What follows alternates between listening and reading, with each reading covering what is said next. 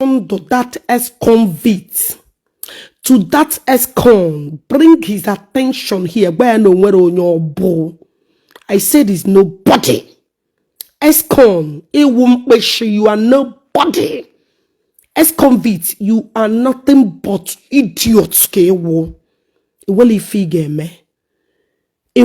you are nobody, that is why you are not recognized. I say, shut the fuck up.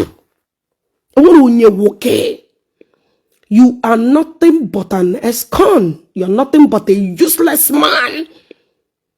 You are nobody. All this incompetent, useless men. Oh, it's shocking that I recognize somebody that deserves my recognition. It's shocking that that you guys are not meant to be recognized, that you guys are nobody. Ex-convicts, or they get surprised that women are still winning until the day all of you will join on a grave.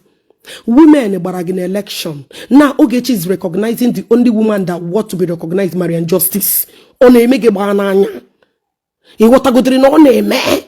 That you are not in the list and you will never be in the list, that you are nobody. If you know the feel that I made my stand and I made it critical clear. You're nobody. So get the fuck out and shut the fuck up. I maintain my stand. You are fucking no, all of you are nonsense. So deal with it. Cry me a river. I can see that you guys are crying. Posting video. Ogechi Okeke Justice. My dear, go and solve on a problem. You want to go? Go and solve on a useless problem. Oh yeah, we can rekindle all of the videos. We can also rekindle all the videos. Ndala. Oh, Escon. Oko na Indonesia na Malaysia na idiot useless country and they who nothing to recognize. Kede be idiot ano. Oko useless fools. Deporting kuku na Nigeria. All of you cry me a river. Oh my God, look at how tears is running. Oh, Ichokuna. Oh, she shut up. Oh, shut it. Effort from this place. Oh yeah, Otilo. Come on, shine your voice. Look at Ndala. Look at them. See them panicking, shivering, because their God is no longer gonna save them anymore.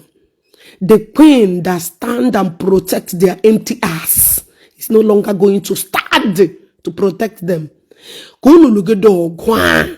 How strong you guys get? Marian Justice deserve everything I said yesterday because you guys don't merit it. She merit every. Una never see something though. I go praise am tire. I go give am accolade. We go give una heart attack. I can see the tears. I can see the blood crawling, running under on her eyes. Oh, una protector is no longer protecting you guys anymore. Oh, look at poor man, useless, jobless man. Look at them. Oh, okay, now, let's assume we want to follow the rules and regulations. Let's assume we want to follow the rules and regulations. You want to go? Now, Marian Justice don't want war again on social media. She does not want anybody. She only wants peace for Igbo land. Let's put it that way. What are you guys doing? Calling Ogechi name. Can't you guys go inside and do what she said? Can't you guys follow the queen more down? As she has advocated for peace, can't you guys follow the instructions? Why are you guys crying? Go get a job, you incompetent. Look at how you guys are crying. Ogechi, you not go agree who you be. Iwonya Hagomarian Justice. Did I mention your freaking name? Let's assume, as she clamoring for peace, as she want the unity of Igbo, can't you go inside? Or inside the Gabano. That is what she's claiming. Don't forget, say, not because of money, I want a problem. And the problem, we're going to solve it. Are you guys not ashamed that you guys are not respecting what she asked for? Are you guys not ashamed, you useless, jobless, hopeless men? Are you guys not ashamed that you're not following even her instruction? Ori criminal, half human being, half animal. Well, where is the respect? Where is the respect? Oh, Chief Pilot, my darling. Chief Pilot, I choked them. They did not see this coming. They didn't see this angle coming. The thing is so awkward. Look at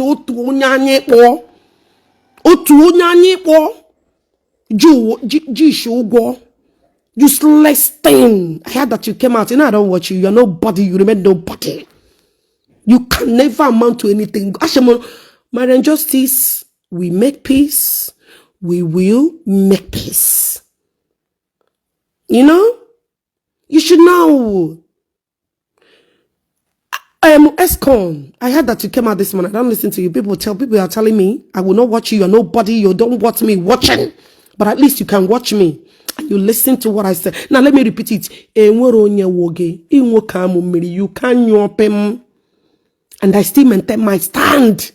You are fucking nobody. You feel me? Marian Justice to remain who my respect has been accorded to. Deal with it. Cry me a river. Shove it in your I know respect you, but now share the respect. Even election when you win again. Biapana this war, one still won you. Are you not nobody? That one would debelu nation away who noble. Come on, one or go no say so. Useless man begging Marian. Don't leave Ogechi. Don't leave Ogechi. Don't leave Ogechi. Don't fight for the poor. Fight. So you guys are not the poor.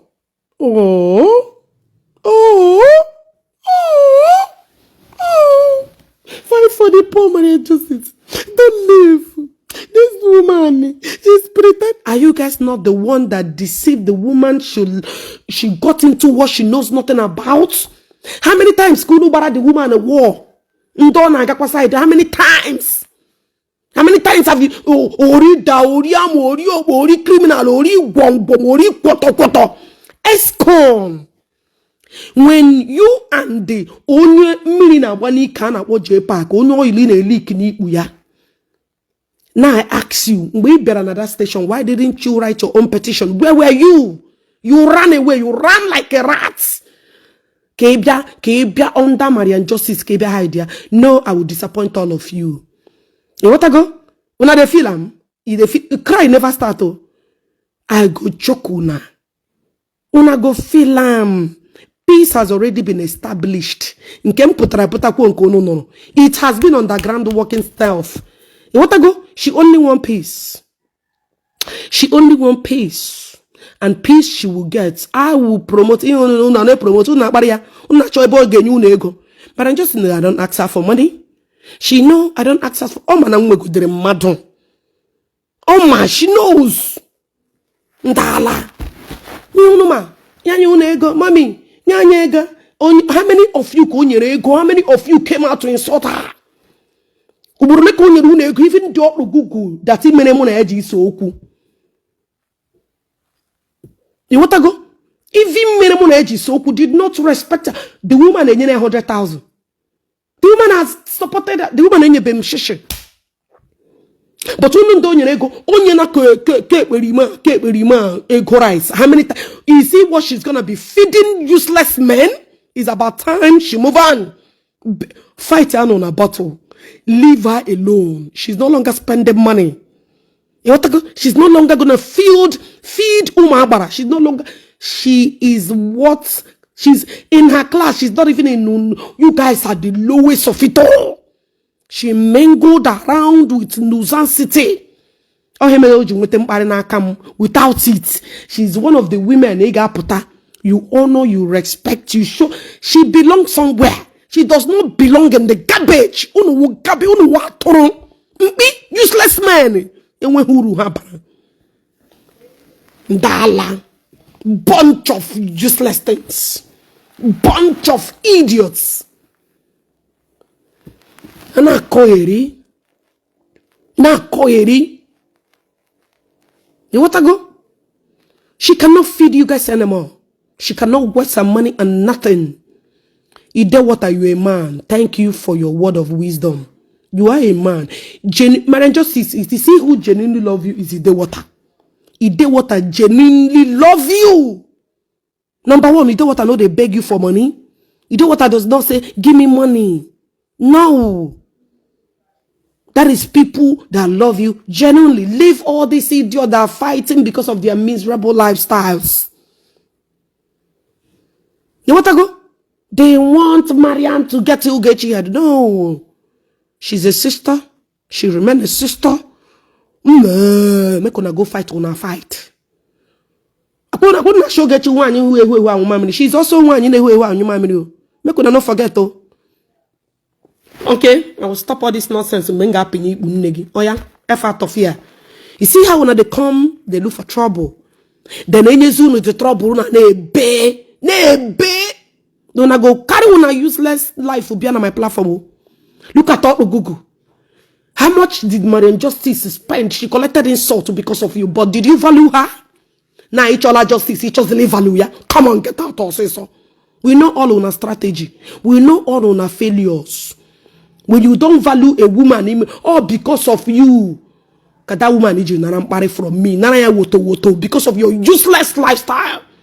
What did you pay her in return? Can you check what you got in return? You monsters. How many times go read that or criminal or half animal, half human being? Eh?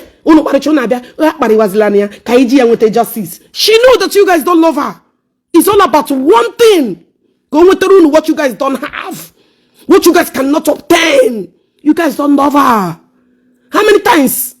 This criminal,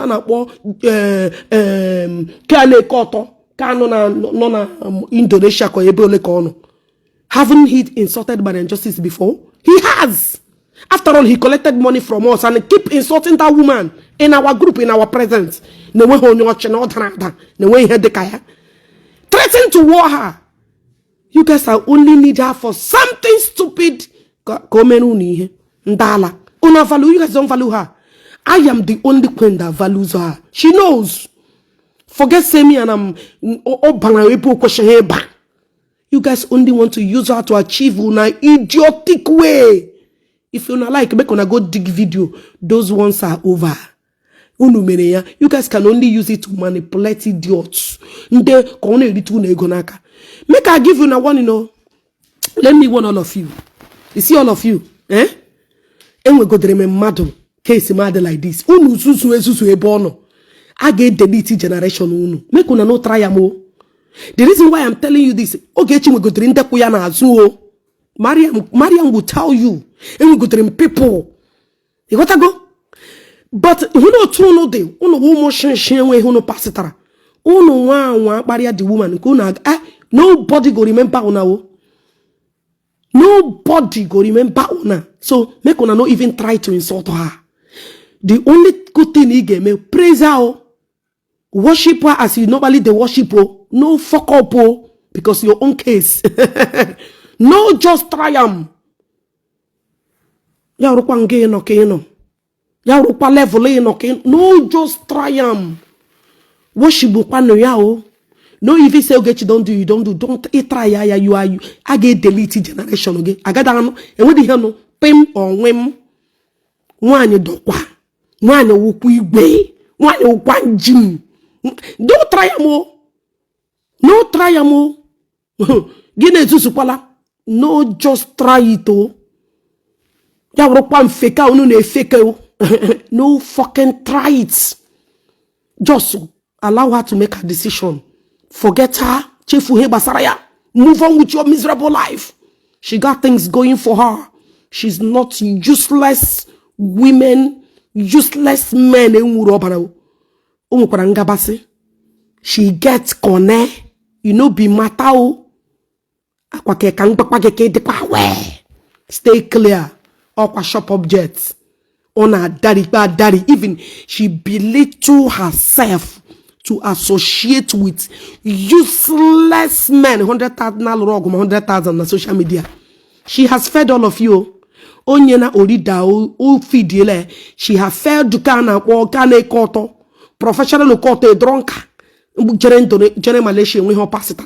She has fed all of you. She has given you guys what your own mother couldn't give all of you. Because your mother made a little bit what she has done. Generation. You know, you want to go? You saw that idiot Giokoto. I don't have money, I don't have connection. Make on a look for Ogechi. On a bakeleko. You know, these people are nobody. Escon, you are nobody. Escon, you can never be recognized. I still maintain my Sunday. And when you wanna go, give honor whom honor is due. And she has gotten it. Yeah, she don't show me sugar. At least no be you show me the sugar. She don't show me sugar. At least you are not the one, because when he changes him sugar. Come you know the sugar, only one sugar. Okay, honey. Only them sugar, many one sugar. So make una leave her alone. Happen yaka. Happen yaka. She don't show me sugar, and I'm showing you guys sugar. That is why you guys are running under her. Pleading, mommy, give me akara. Mommy, nyama akamu. Mommy, nyama. Mommy, I want to break your bread. Woo! She don't show una sugar, yes.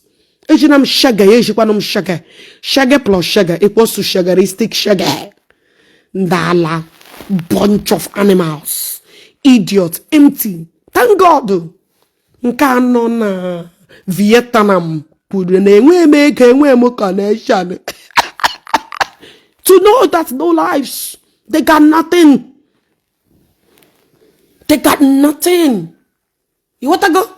Yes, I agree. And so fucking what? I don't agree. Me don't agree that Ogechi don't show na Ogechi password unenu. Why are you guys looking for her? Allow her to be. Allow her to be. So rest. Rest. Fight your fight and leave her alone. She's a woman of peace. Yes. Happen yaka. Garano when no chineka bon no. As convict, you are just an empty barrel. You are just an empty barrel. When you no game, poor monaso. Bobunaso. Yes, yana dia jingabase, yana lahaji dia jingabase. Fabongabase. They get class. You guys are classless. You guys are classless. You guys are baseless. Come here, River, and get the fuck out of here, you miserable, single, useless mothers. Are we who on Nadi? Are we who on Nadi? Can't you see? Can't you see? Are we who know when a man that she is answerable to? All of you that are rallying around her to Yapona. Oh no, Nadi. Single, worthless mothers. Useless prostitutes. Are we who on Nadi? Oh, dear, na back here up. On your back, gage. It just recover back wage. I just recover back wage. Come on, jail one didn't know na kachineka ponono. Dala. Yes. Oh, buamu. Yes. Well, justice buamu. Wani buamu wo brife. Idiot, useless man. Then I do maka 100,000 aluogo. Then I do maka 50,000 aluogo. Useless idiot, incompetent fellows also. Idiot. Escon, you are nobody. And one on your work. You are nobody. And you remain nobody. You are just a useless man. Come on, Jejine, no trouble and leave her alone also. Come on, Chineke no make problem. Come on, go to who no pass. Yes, I will make peace with her. And that stand. That stand. Idiot. Come on, Meshiano. You guys not hopeless? Why are you guys calling her Prince Vitus? Are you guys not hopeless? Are you guys not jobless men? Are you guys not idiot to that fight because of 100, 200,000, or to which 200,000, 50,000? Are you guys not idiots? Come on, Luana Ogun sister. Luana Ogun sister. You useless men. You guys should not rally around her anymore. Yana Dia with many things to do with. They are helping millions of people. You guys are idiots. You guys are not crippled. You guys are not disabled. Chineka bono. Woo! A disappointed alamono. Una go belang. Anum kembe to the up everywhere. Akala mini. Akala mini. Anyam mini.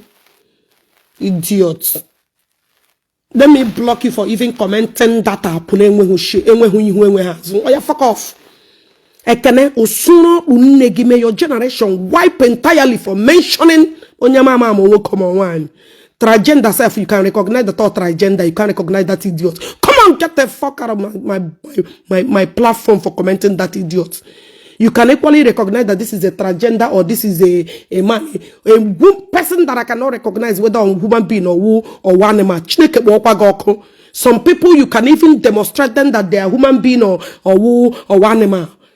A human being, an animal. This person, there is no justification to qualify idiot. Come on, for commenting that and I block your destiny. Idiot. Come on, fuck off my platform or stuff. Allowing them to comment here. Ndala. No matter filter, no matter wig, no matter anything. Fry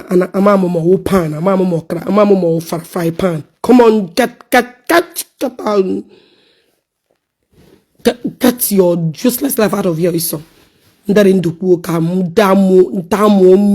Useless. Mama for commenting that thing, I block your destiny forever. You can't come back to this platform.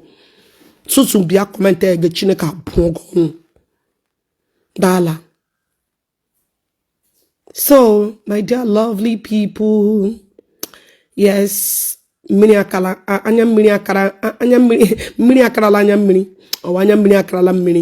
idiots. Dala. Okay, chapel that I agree. But Kenny was going to people's house apologizing. Right? Kenny was going to people's house apologizing one after another. All of you accepted it. Yauru came because no mana. Marian Justice no where that Ogechi to Pialunu. I'm Gejune Abongbore. Go to Marian Justice comment section. Oh, fight for the poor. So you guys are the poor? Fight for the poor.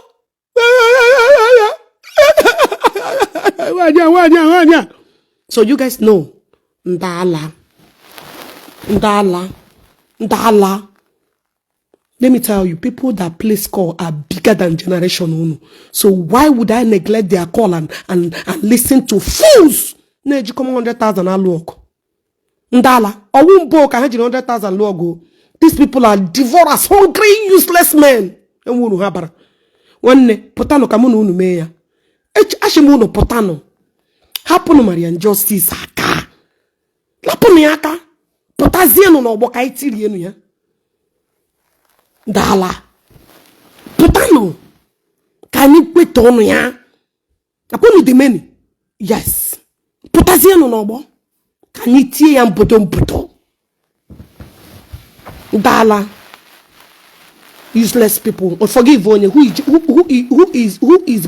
is condom inside the stomach. No J-pipe or Wahamadu. A useless set of idiots. Onya ho yidi madu.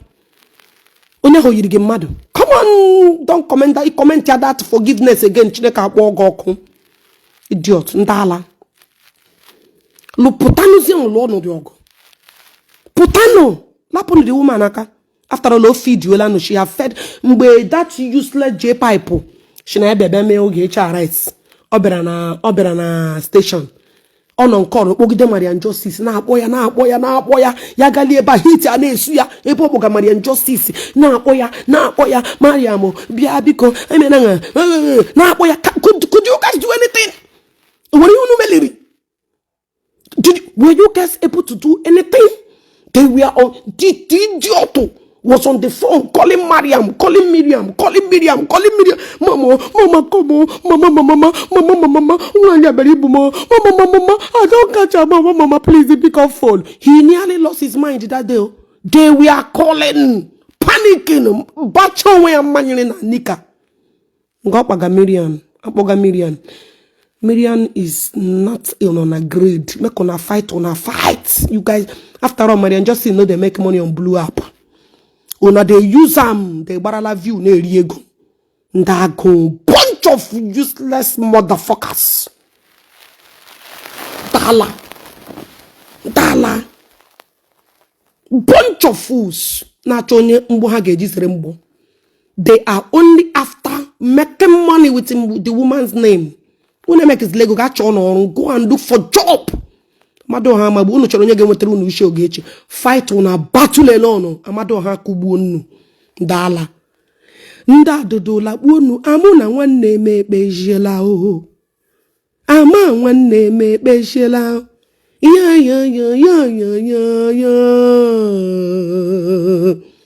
Lepanu nwanne mumu na ye ekpe jela. Na beremanu bem. Dala. You guys can call for peace inside. Fake peace. All of them do fake peace. Look at ex-convict. You remain nobody. You are a loser. You continue to be a loser. You lost in election. You lost everywhere. You lost in Angobala. Israel will not come. You lost it. Ako will not step in there. You lost everything about you. You will keep losing. This one where you will lose. Yes, I went back to Judas Moses. Yes, I did.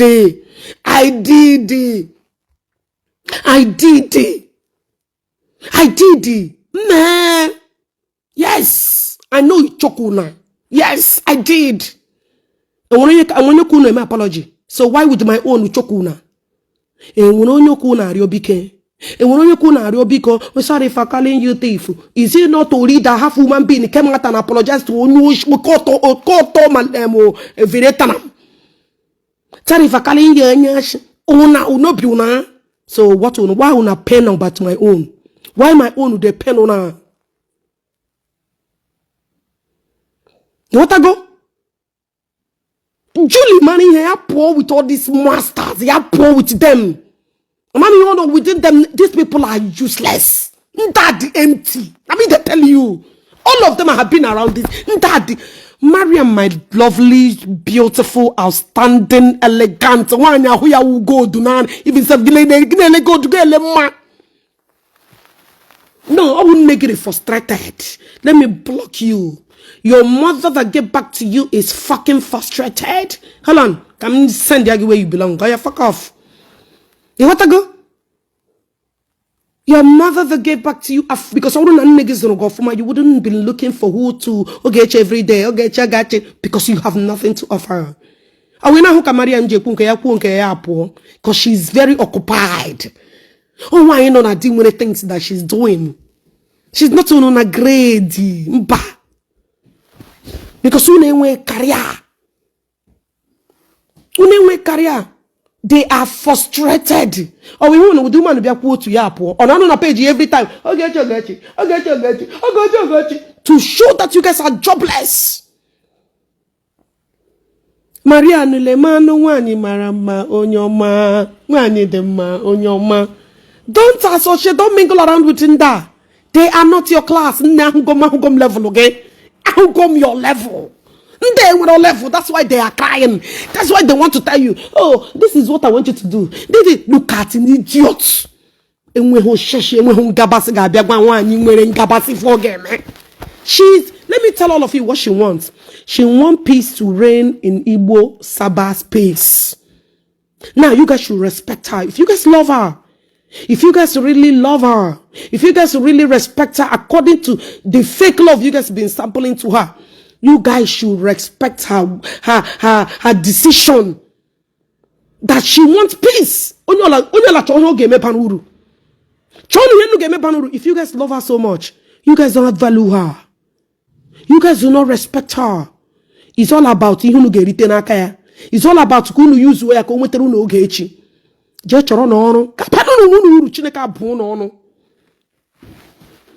If you guys love her that much, if you guys value her decision, she has repeated it over and over. All I want for Ndi Igbo Noro in peace na this Sabbath space. Now, close your Facebook and look for something reasonable. Leave her alone. She's not for violence. She's not for killing. She's not for destruction. She's not for that. Respect Yanuya for a woman that even make una with a voice. Because I really doubt with all of you. I really doubt with all of you. Respect Yanuya. Respect Yanuya for once. And grant her her heart desire. Chineka Monoko. She need peace. She want peace.